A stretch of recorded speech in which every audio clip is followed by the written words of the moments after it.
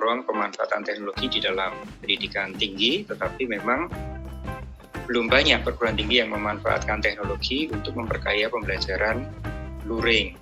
Nah, karena kondisi pandemi ini memaksa kita semua terpaksa daring karena memang situasi yang mengharuskan kita menggunakan teknologi untuk perkuliahan. Meskipun untuk semester depan ini nanti praktikum dan sebagainya secara terbatas, secara protokol yang ketat itu mungkin kita akan selenggarakan karena tidak semua kompetensi, tidak semua kompetensi mahasiswa itu bisa diperoleh dengan cara daring. Nah, untuk mengantisipasi semester depan ini tentu kita sangat membutuhkan kepedulian dari semua pihak. Jadi pendidikan itu bukan hanya urusan pemerintah, tapi juga urusan masyarakat dan urusan teman-teman di dunia kerja, dunia industri, dunia usaha dan sebagainya. Salah satu yang tentu sangat kita harapkan adalah aspek konektivitas. Kita tahu untuk pembelajaran daring itu urat nadinya ya konektivitas internet, karena pembelajaran jarak jauh dalam jaringan atau online learning itu tidak akan mungkin terselenggara tanpa ada koneksi internet atau intranet. Dan dari survei yang kita lakukan di semester kemarin, itu hambatan atau kendala utama pembelajaran daring bukan kemampuan dosennya, kemampuan mahasiswanya, adaptasi dosen maupun adaptasi mahasiswa, tapi yang paling banyak dikeluhkan adalah masalah konektivitas. Ada dua aspek. Yang pertama adalah coverage. Beberapa kawasan Indonesia itu coverage-nya masih rendah. Ada tiga. Yang pertama coverage, konektivitas yang belum semuanya terjangkau. Yang kedua adalah stabilitas jaringan. Jadi sedang kuliah tiba-tiba putus karena jaringan yang lambat atau gangguan-gangguan di jaringan. Dan yang ketiga, yang paling banyak dikeluhkan adalah masalah biaya. Karena ketika pembelajaran daring itu dilakukan secara sinkronus, menggunakan Zoom, menggunakan Webex dan sebagainya, maka paket data yang selama ini biasa dilanggan oleh mahasiswa tiba-tiba sehari sudah habis karena dipakai untuk synchronous learning. Dan tentu untuk bisa kuliah satu bulan, satu semester akan membutuhkan biaya yang sangat mahal bagi mahasiswa. Nah, ini menjadi jeritan dari adik-adik mahasiswa yang belum bisa kita atasi sejauh ini.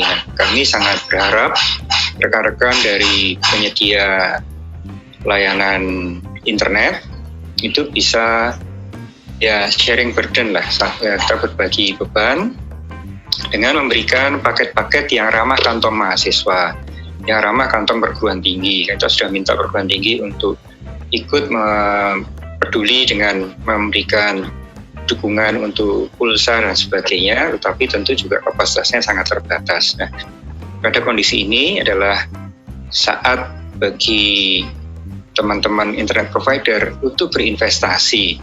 Anggaplah ini sebagai saat investasi untuk meraih pelanggan-pelanggan baru, karena kita yakin bahwa ke depan ini pemanfaatan teknologi akan semakin intensif, akan semakin banyak digunakan, karena kemanfaatan dari pembelajaran daring itu juga sangat banyak, meskipun tidak sepenuhnya bisa menggantikan pembelajaran luring.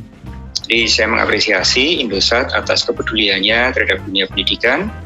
Kami sangat berharap Indosat bisa memberikan paket-paket yang ramah kantong mahasiswa.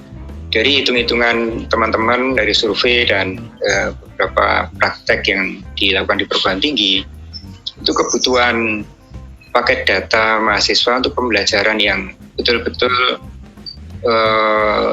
bagus ya, banyak, ada sinkronosnya, ada asinkronosnya, asesmen dan sebagainya, itu rata-rata satu hari itu sekitar 1 GB. Jadi ada yang sampai 5 GB. Tapi ya ambillah katakanlah 1 GB, maka 1 bulan mereka akan membutuhkan kira-kira 30 GB.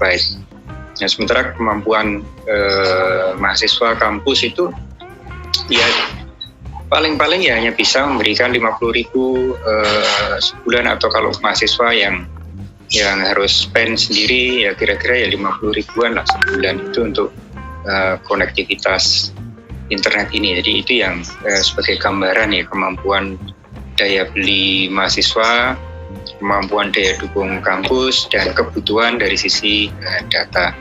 Yang terakhir, saat ini kita melihat banyak sekali aplikasi sinkronus yang kita gunakan, dan terutama adalah Zoom. Zoom itu tiba-tiba menjadi dekakon barangkali, atau mungkin malah dekakon ya. Pelanggannya tiba-tiba ratusan juta, bahkan mungkin menembus angka miliaran. Jadi menjadi perusahaan raksasa. Kenapa tidak kita kembangkan? Teman-teman penyedia jasa internet juga mulai merambah di bidang misalnya platform untuk synchronous learning, seperti yang sudah dilakukan oleh beberapa teman kita. Ada YouMeetMe, ada CloudX, dengan cloud yang ada di dalam negeri, dengan platform pembelajaran interaktif atau synchronous webinar semacam ini, yang platformnya adalah milik teman-teman internet provider sendiri, sehingga traffic internasional akan berkurang, sehingga cost-nya juga akan lebih rendah. Cloud-nya di dalam negeri, sehingga juga akan lebih membangun ekosistem baru bisnis internet ke depan. Jadi sekali lagi terima kasih atas dukungan teman-teman Indosat.